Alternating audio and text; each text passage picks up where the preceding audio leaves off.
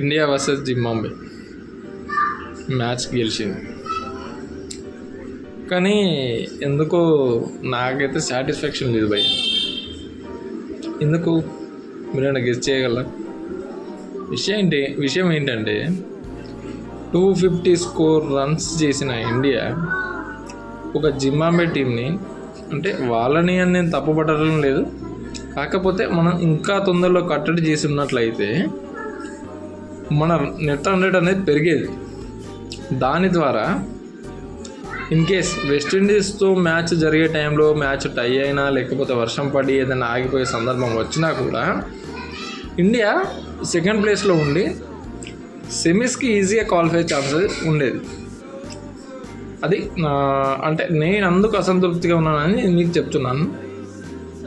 Actual ఏంటంటే శివన్ దుబేకి 2 ఓవర్లు ఇచ్చి 46 రన్స్ ఇచ్చాడు శివన్ దుబే. ఫీల్డింగ్లో కూడా అంత యాక్టివ్గా కనబడలేదు. లిటరల్గా శివన్ దుబే అంటే సిక్సర్ల దుబే అని బిరుదుంది, ఓకే, నో ప్రాబ్లం. కానీ నిన్న జరిగిన మ్యాచ్లో మాత్రం శివన్ దుబే అంటే నాకైతే లిటరల్గా నచ్చలేదు భయ్య. ఎందుకంటే ఫీల్డింగ్లో అంతా ఏం తన ఎఫర్ట్ పెట్టలేదు.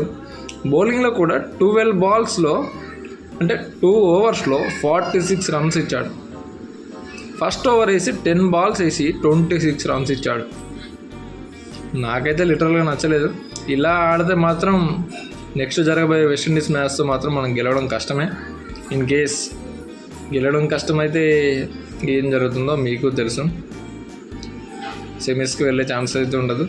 ఎనీవే, టీమిండియా ఇంకా మంచి బౌలింగ్తో తమ పర్ఫార్మెన్స్ కనబరచాలని మనస్ఫూర్తిగా కోరుకుందాం. ఈ బౌలింగ్లో మార్పులు చేయాలని మనస్ఫూర్తిగా ఆశిద్దాం. Wish you all the best for team India for semifinals.